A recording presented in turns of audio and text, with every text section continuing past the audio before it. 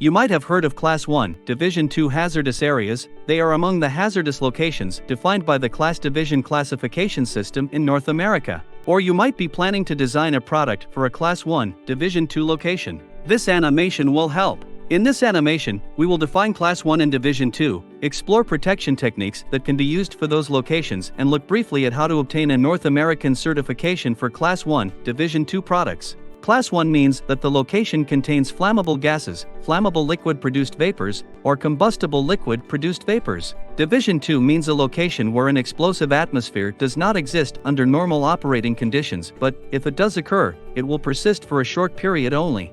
A Division 2 area might be created during repair or maintenance activities, accidental rupture of a vessel or container, or failure of a ventilating system. Manufacturers sometimes need to construct or purchase an electrical component that is safe to use in a Class 1 Division 2 location, where there is a risk of a fire or explosion.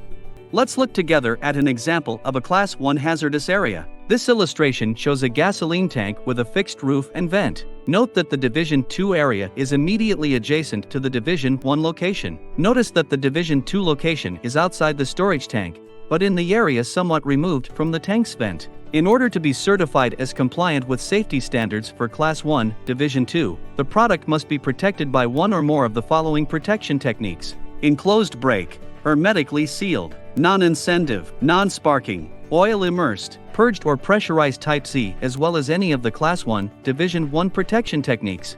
A Class 1, Division 2 certification for electrical equipment intended for use in hazardous areas can only be obtained from certification agencies that are accredited by the Standards Council of Canada, SCC, in Canada, and Occupational Safety and Health Administration, OSHA, in the US.